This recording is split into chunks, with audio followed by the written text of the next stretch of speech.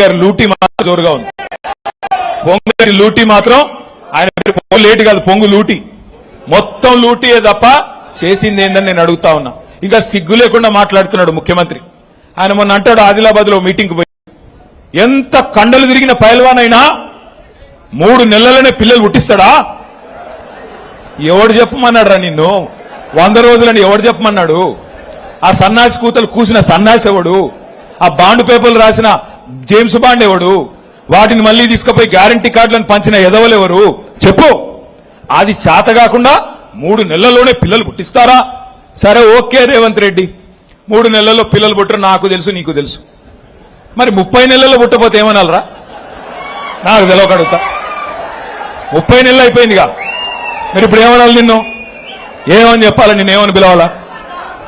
నేనైతే అనలేదు భయ్యో, నేను అనేది ఒకటే.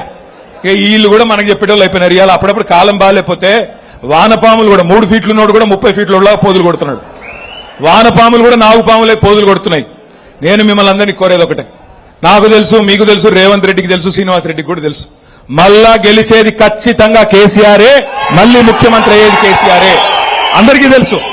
అందుకే నేను మిమ్మల్ని కోరేది జాగ్రత్తగా ఉండాలా. మనం కూడా జాగ్రత్తగా ఉండాలా. ఇంకా ఇంటర్వెల్ దాకా సినిమా అయిపోయింది. లాస్ట్ 1 ఇయర్ ఎట్లాగూ ఎలక్షనే మిగిలింది 18 నెలలు. ఈ 18 నెలలు ఉపేందర్ రెడ్డి గారు చెప్పినట్టు చక్కగా కార్యకర్తల్ని మంచిగా కడుపులో పెట్టుకొని చూసుకొని, మీ డైనింగ్ టేబుల్ కాడికి బెడ్రూమ్ కాడికి కార్యకర్త వచ్చినా చక్కగా చూసుకొని అన్ని సవ్యంగా గనక పార్టీ నిర్మాణం చేసుకుంటే మనకు తిరుగులేదు. కానీ ఎట్లా ఉందంటే పరిస్థితి ఈరోజు ఎట్లా ఉందంటే, వీళ్ళ దోపిడీ ఇంత అంతా కాదు. పక్కనే ఉన్నది ములుగు జిల్లా. ఆ ములుగు జిల్లాలో కూడా 4,000 కోట్ల దోపిడీ మీ మంత్రి గారే చేస్తా ఉన్నాడు. ఇసుక దోపిడీకి తెరలేపినాడు.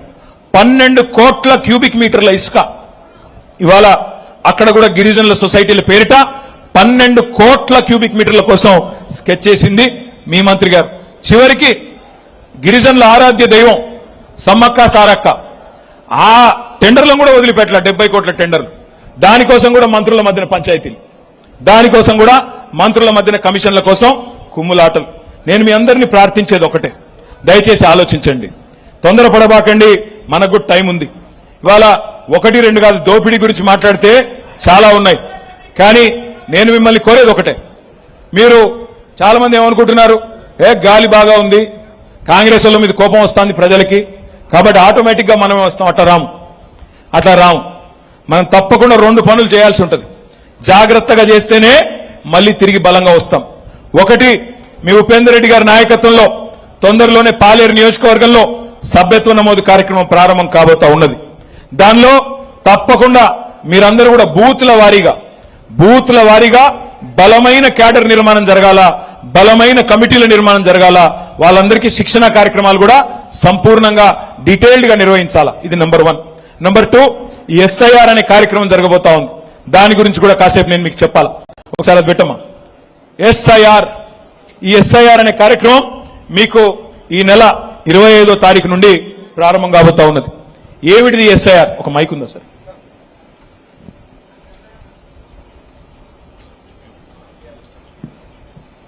అసలు ఏంది ఎస్ఐఆర్? ఎస్ఐఆర్ అంటే స్పెషల్ ఇంటెన్సివ్ రివిజన్.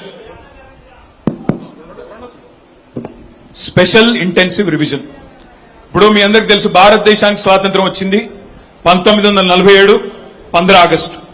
కానీ తెలంగాణకి 1 సంవత్సరం తర్వాత వచ్చింది మీకు తెలుసు, 17 సెప్టెంబరు 1948.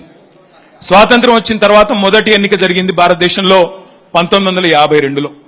ఆ రోజుల్లో దేశానికి స్వాతంత్రం వచ్చిన తర్వాత మరి కొత్త దేశం, కొత్తగా నడవాలి, ప్రజాస్వామిక పద్ధతుల్లో నడవాలి. అప్పటిదాకా ఉన్న రాజులు, నవాబులు అందరూ పోయారు. ప్రజలే నవాబులు, ప్రజలే రాజులు. కాబట్టి ప్రజాస్వామ్యంలో ఎట్లా ముందుకు పోవాలని చెప్పి అప్పుడున్న పెద్దలు నెహ్రూ గారు, గాంధీ గారు అందరూ కూర్చుని ఆలోచించుకొని ఒక నిర్ణయం తీసుకున్నారు.